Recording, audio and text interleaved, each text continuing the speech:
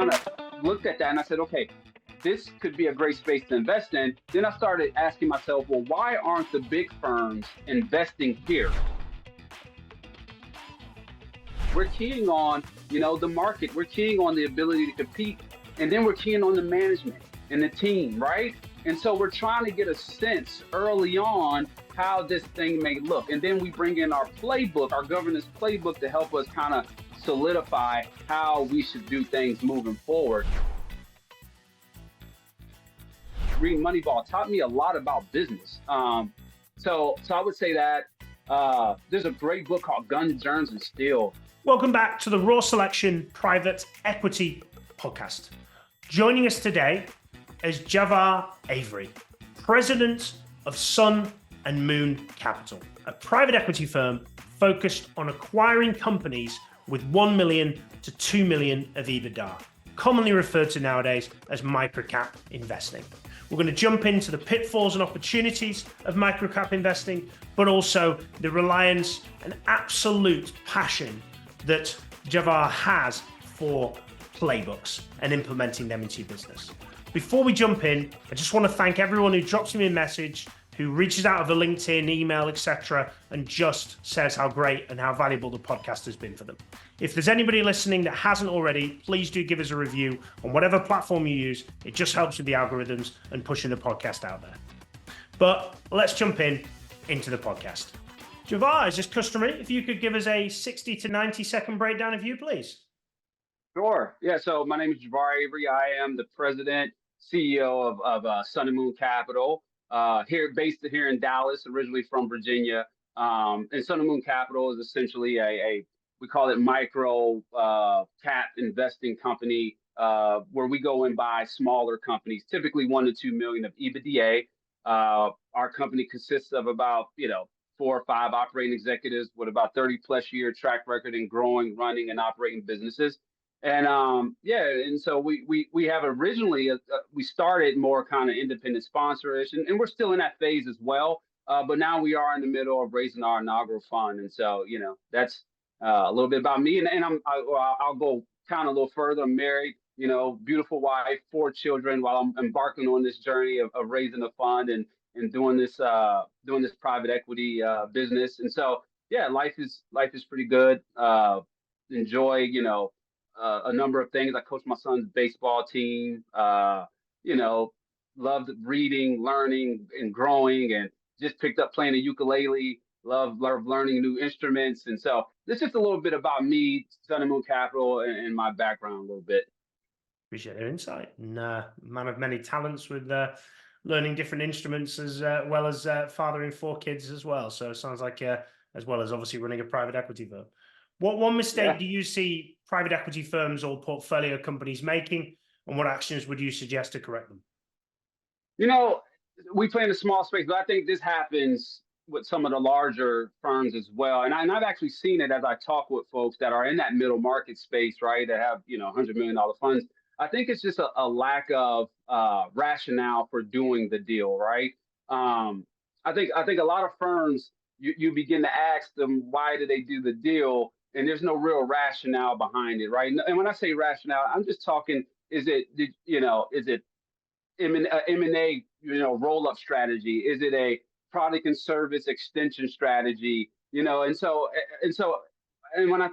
when you don't have, a clear rationale behind the deal, I think that's when you start getting into the integration problems, right? Because, post-close is all about being able to integrate the ideas and the thesis that you and your team have built around this opportunity. And so I think you get, there's a lack of real rationale behind why we're doing this. Now, again, these are just some of the firms that I've spoken with, right? You have some very well sophisticated firms that I've also spoken with that kind of have this model set up where it's kind of cookie cutter, essentially, where they know the rationale behind each deal that they get into, and they kind of keep that, and that helps them. And that's what we do at Sun and Moon. But anyway, I think that's one of the mistakes I see a lot, and that can hinder returns. And now you've drawn out, this company you're supposed to be in for 5 years. Now you're in it for 7, 8, 9. And maybe that's just because there was no clear rationale or strategy behind the deal post-close. And so what would I suggest to do and we've had that problem, by the way. I could share a story about our first deal that we shouldn't have done, but we did it anyway. And so we learned that you had to have some sort of rationale. And so what did we do differently, or what do I think helps?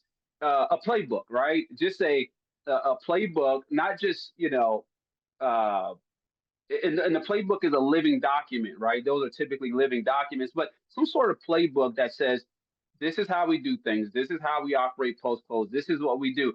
For instance, at Sun Moon Capital, I think we have 5 playbooks. I think we have a governance playbook, right? That helps with board, right? We have the financial playbook, right? We have the operational playbook.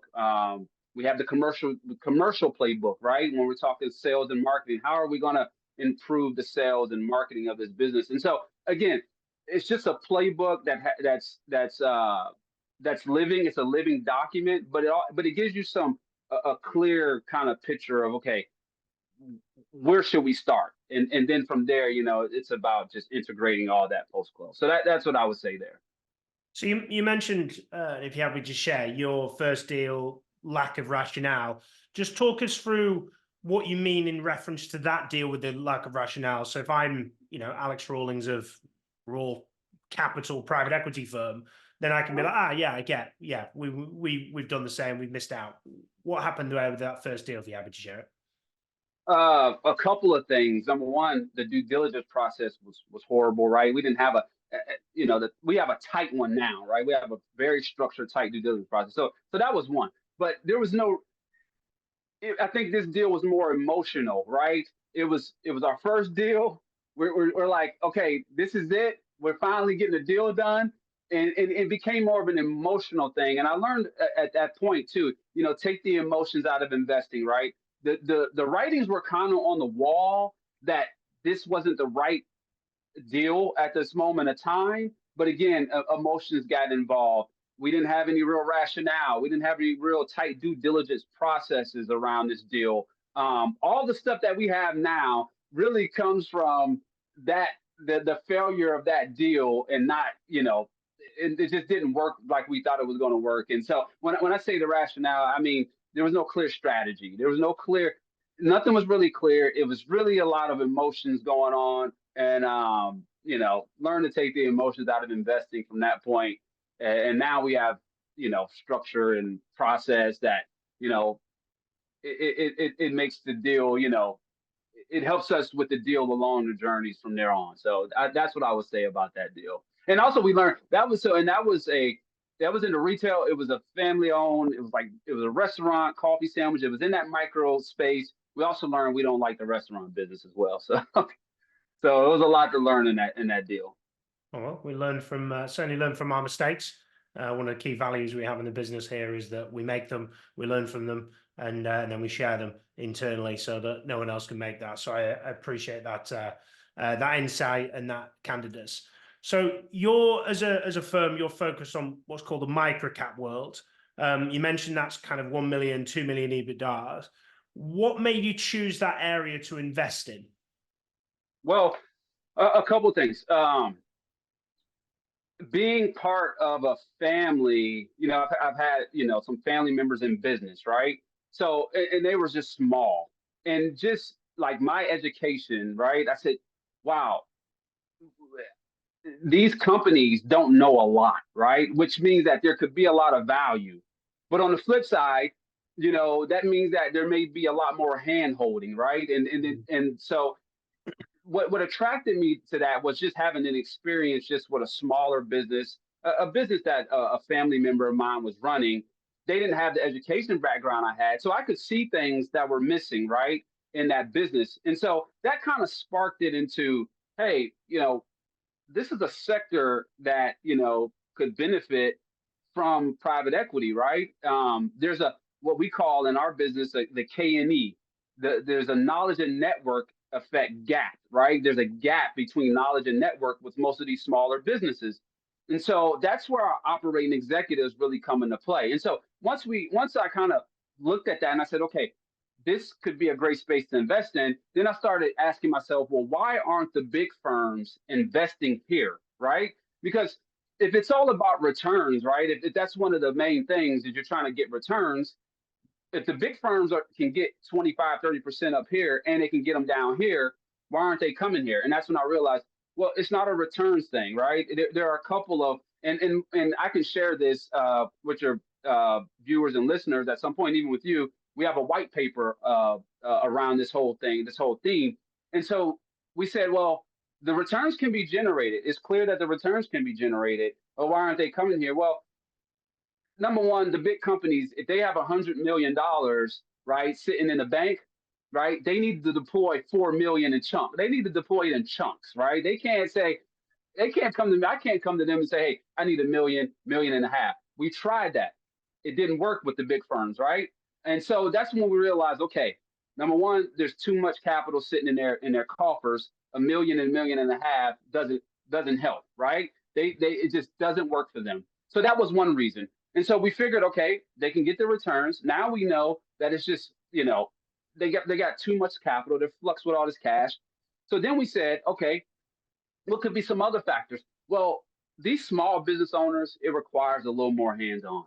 The due diligence, you really have to have a tight due diligence process. I mean, you have to have that for all, uh, companies, whether they're lower, micro, middle, whatever you want to call it. You have to have a tight due diligence process, but especially in this micro kind of space, right? You have to have a tight due diligence process.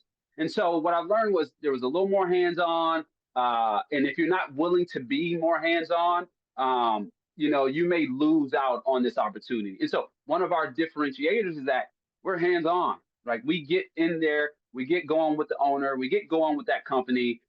And so we take we're less transactional and more hands-on. So anyway, those are some of the things that I saw in that market. And by the way, less competitive, right? You're not competing, against a ton of folks for these smaller deals, right? So yes, less competitive. I think there's more room, there's more low-hanging fruit with these small businesses because the owners just kind of know what they know. And so those are some of the reasons and the rationale behind that microcap space for us. Sorry to interrupt. Just a quick mention of our long-standing partnership with Grata. As you will probably know, the private equity scene is constantly evolving, and deal flow is moving now to proprietary and data-driven processes. Grata provides you with the data and information of over 7 million private companies. So if you're looking to improve your proprietary deal flow and improve the data access, then reach out to Grata today. Now back to the podcast. So a few questions have come out of that. So you mentioned your due diligence process. What are you needing to be tighter and stronger? What are you doing additionally, or what do you need to consider in your due diligence process with these smaller companies? Because I'm guessing there's elements of more risk factors, I'm guessing. Yeah, no, absolutely. Great question. So, I think this is back to the rationale for the deal. I think if you have a clear rationale for the deal, you know where to target your due diligence. For instance, for us, when we look at an opportunity, we're looking at a rationale of two things. It's either one or two things because of the businesses that we target. We're either going for a market or service extension, right? Product service extension, or there may be some sort of M&A roll-up, right? That we can go through. With those two rationales behind the deal, now we can tailor our due diligence to kind of fit those rationales, right? And again, it's not, I get it. Every industry is different, right? You got to start asking industry specific questions. But I think our commercial due diligence, we really focus on commercial due diligence. And that means for us, examining the market, right? Examining their ability to compete in that market, and then also examining management. And so we take that 3-tier approach, and then we kind of say, okay, this helps our due diligence stay tight on the commercial side. We marry it with the financial due diligence piece, and that's how we begin to, get some clarity and structure our due diligence. So again, it's back to playbook, right? It's back to playbook, but we also know that the playbook is a living document, and we know industries are different, and so you have to kind of tailor it to those industries. But that's how we look at the due diligence process for us. So due diligence process to post close. You mentioned obviously potentially a strong ops team there to support the portfolio. these can be smaller businesses. You're not bringing in a exec, I'm going to guess, the chief exec that's done 5p deals, who's then going to be parachuted in. Have you had to build additional playbooks, as you've referenced a lot here, in operational support for these smaller businesses to scale? This is great, and I'm glad. I can't wait till our website comes up. You'll be able to see this clearly. So our trademark, we have a trademark. We call it the ECE. That's the Executive Chair Ecosystem. Okay. So our value add, what we do in regards to your question, and sorry if I'm digressing here, but we take our executive chairs, our executives, and they become executive chairs to the CEOs, right? They don't necessarily run the business. We typically like to keep those owners in there managing, but we bring the executive chairs in, right? As a mentor, but they have the industry knowledge, right? They have the know-how of how this business works, how to grow it. They have the knowledge and network now that I talked about earlier. And so now this company that's doing 1.5 million EBITDA, 10, $20 million of revenue, they can leverage our executive, our executive knowledge and network to help grow this business. And so our playbook, that's an operational playbook, right? And so our operational playbook kind of stipulates those things. And so, yes, to answer your question, we do bring in some operational expertise, but what we don't do is we don't necessarily run the companies. We typically like to have those individuals stay there and continue to run, and we just bring that knowledge and network and board and all those type of things post close. Makes a lot of sense. What have you found as some of the more complex elements? You mentioned due diligence. There's obviously post with regards to you protecting yourself with that chairman type position. What have you found as some of the risk elements with microcap investing, these smaller businesses, that's maybe making it less attractive for some of those small cap, mid cap, and even large cap firms? Probably not large caps. The check sizes would be too small. They'll never do the deals, but they could make smaller funds. What are some of those risk elements that you hit and you overcome that maybe pushes away some of the bigger players from investing in this space? Well, I think one of the main ones is the key man risk, right?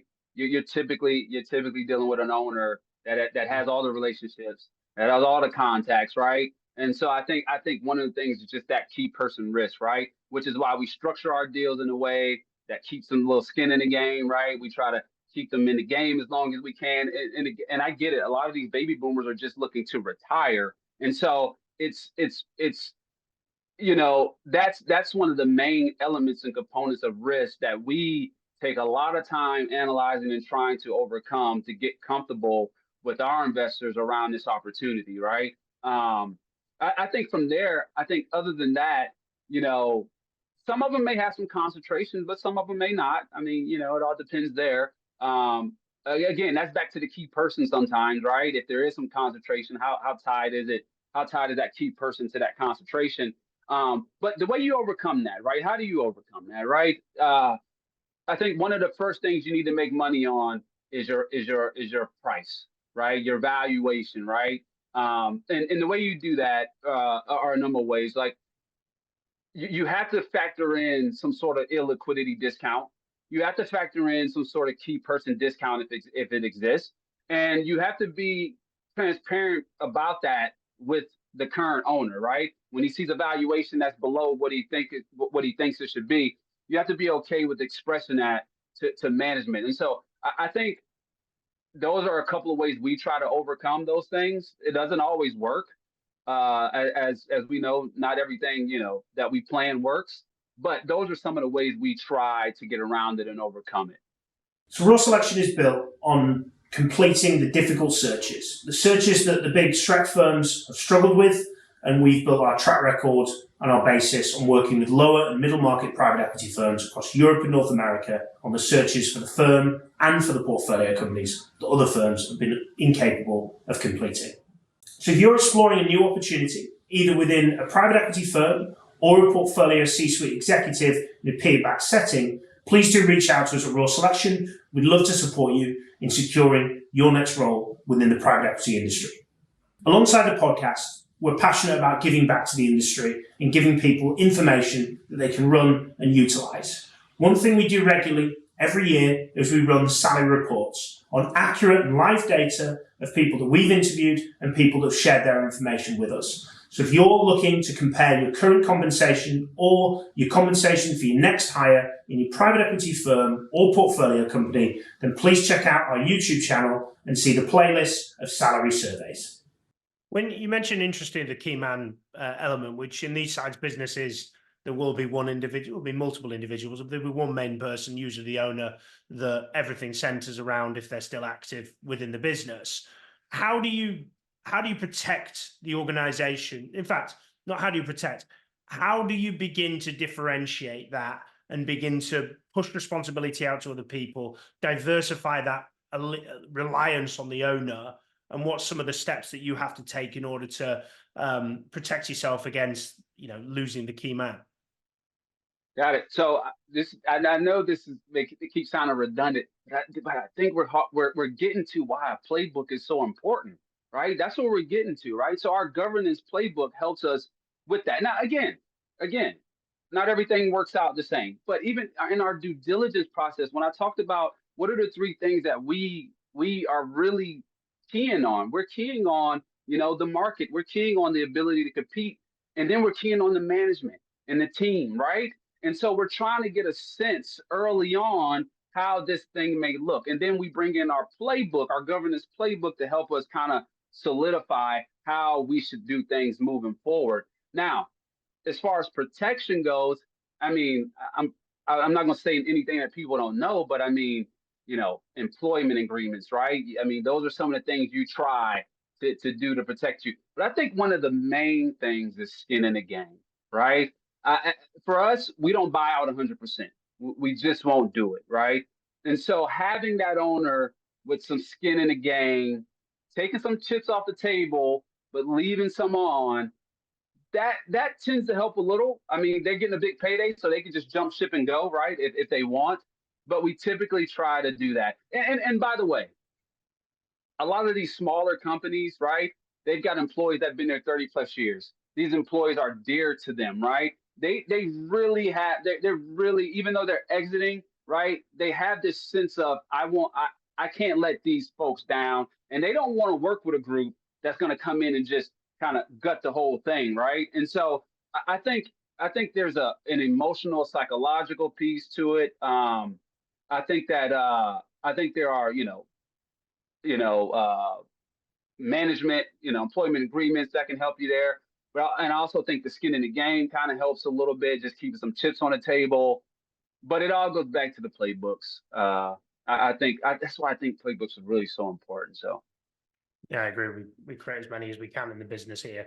And that's just even thinking of how do we improve things, how do we develop things, but also obviously transition as people get promoted and etc. You can drop people straight in. Completely agree. What are your influences? I can see behind you there's a fair few books. What do you read? What do you watch? What do you listen to that you recommend that others check out? So I'm a big autobiography person. I love autobiographies on any folks. Wow. And this is not all of them, but I love. Okay, so this is a book that most will be like, how does that relate? So I think Moneyball. I think Moneyball is a phenomenal book. I think if you get out of the baseball, I love baseball, by the way, but if you remove the baseball aspect of it, there's a lot of supply and demand there. There's a lot of statistical, like all these leading indicators are there, right? That it's a great book. You get a sense of business out of this thing that you can take. And when you see our new website, you'll see the theme is around baseball. I love baseball. So I will say that's a great one. Autobiographies. Me being an African American, Reginald Lewis is always someone. He was the impetus to kind of me getting started. So I always direct people to guys like Reggie Lewis and how he did that with watch the white guys have all the fun. I think his story is phenomenal. Wow, I love reading history. There's a great book. I always tell people I like reading outside of my expertise. I think you learn more when you read outside of it. So I really don't read a ton of books within my expertise, right? I just kind of read outside of it and I learn a lot. Like reading Moneyball taught me a lot about business. So I would say that there's a great book called Guns, Germs, and Steel that is phenomenal. If you like history, I mean, this is a great book, Guns, Germs, and Steel. So I would say those are some of the books that I recommend. I've got plenty more, but I won't hold up this podcast for that.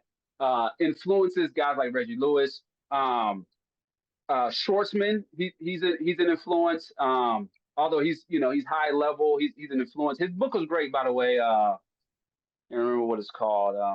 It's off the top of my head. I can't remember. But anyway, Schwartzman is a great influence. I can't. I don't have any more off the top As of my in head. whatever it takes. Yes, Steven Schwartzman, whatever it takes. Great book, right? You get to get a sense of, you know, it's really about communication, man. It's about communication. It's about network. It's about things like that, right? He has a great background, so he's great. Other than that, I really can't think of any other influences. There are guys that are local, like Mayor Mike Rawlings here in Dallas. He's a great influence to me. Um, Wow, there are some other folks that I probably can't, just off the top of my head don't come. And as far as listening, I really don't listen to much. I listen to music wise. I love all music. Music wise, I love all music. But I spend a lot of time listening to. I work on myself a lot, so I spend a lot of time in personal development. So I love guys like Joe Dispenza. Um, I love Deepak Chopra. Uh, Gosh, Stoicism. I love Stoicism. Oh, uh, uh, uh, uh Holiday. It's right here. Ryan Holiday. Ryan Holiday, right? This one, The Daily Stoic, right? Ryan Holiday is great. Robert Greene, The Art of War, War. He does the war and the play. He's phenomenal. So anyway, that's some of the stuff that I'm into, man. I I can go on, but I won't take up that much time with it. I appreciate that. Some really good books in there, and some I've read and some I've got to read. I've just got Whatever It Takes. If I look to my right somewhere on my shelf to get through. So And hold on, real quick. This one right here, I want to pull this one down. This one right here, leading indicators. mhm. Um, this is a great one. It's phenomenal. Zachary Carabell, if I'm saying his name right, he does a phenomenal job. He's an economist. He does a phenomenal job just talking about how the leading indicators that we see today, evolved from something that happened in the past. And then he asks the question, are those leading indicators still beneficial today? And so he just makes you think about those things differently. So I would say that that's a phenomenal one to read if you're into economics and all that kind of stuff. So anyway, go ahead. Sorry to cut you off. Well, that's all right. We talk a lot on the podcast about leading, lagging indicators. So I've not seen Yeah. a book on that, so I appreciate the recommendation. If anybody wishes to reach out to you post this podcast, how best do they get in touch, please? Yeah, so email is always great. I'm more than happy to share my email. It's javery@sunandmooncapital.com. When our website is up, there's a contact us page. Hopefully that's up but typically in LinkedIn, you can just type in my name, Javar Avery. You can go on LinkedIn, and I'm more than happy to connect with anyone that number one wants to learn, right? Kind of what are we doing, and maybe have some interest in it. And then number two, of course, allocators, right? Can always use more allocators to talk with, and then companies, right? And so that's how you can find me, and that's my email. And feel free to reach out. Perfect. Well, thank you very much for joining us, Javar. It's interesting to learn more about the microcap sector. You're interested in it, clearly incredibly passionate by the way you've come across. So thank you very much for sharing everything you have. No, I thank you guys for having me. It's been a pleasure, and good luck. And I wish you guys the best, plus 10% on your journey. And I'll make sure there are other folks that I think might enjoy talking with. I will ping them and say you need to reach out and do this show. I think they're doing a great thing. Appreciate that. Well, thank you very much. And as always, thank you very much for all our listeners for joining us today. So do you ever need support with private equity professionals or portfolio executives across Europe or North America, please do reach out to us at Raw Selection. And if you haven't done so already, please do subscribe to the podcast and you'll be notified of our next podcast, which now comes out every single week. But till the next time, keep smashing it, and thank you very much for listening.